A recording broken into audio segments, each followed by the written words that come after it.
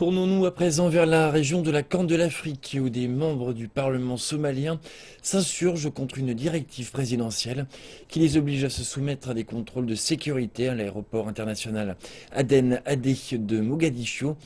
Cette annonce fait suite à une brèche de sécurité qui a causé l'explosion à bord du vol d'Alo il y a 3 semaines de cela. La sécurité à l'aéroport international de Mogadiscio a été renforcée après que le groupe militant Shebab, affilié à l'Al-Qaïda, a revendiqué la responsabilité de l'explosion à bord d'un A321 de la compagnie aérienne Dalo le 2 février dernier. Les autorités somaliennes veulent que tout voyageur, inclus les députés, soit soumis à des contrôles de sécurité à l'aéroport.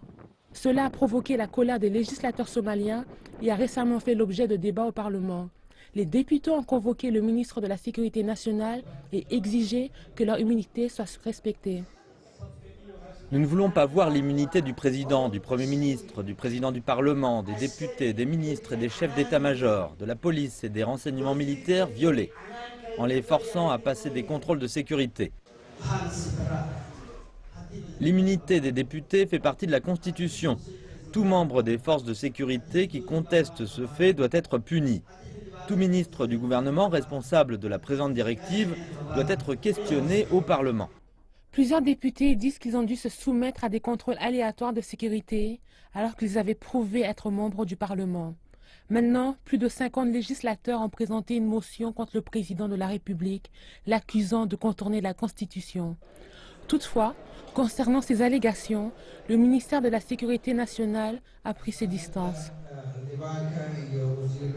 L'immunité des membres du Parlement et des ministres est expliquée clairement dans la Constitution.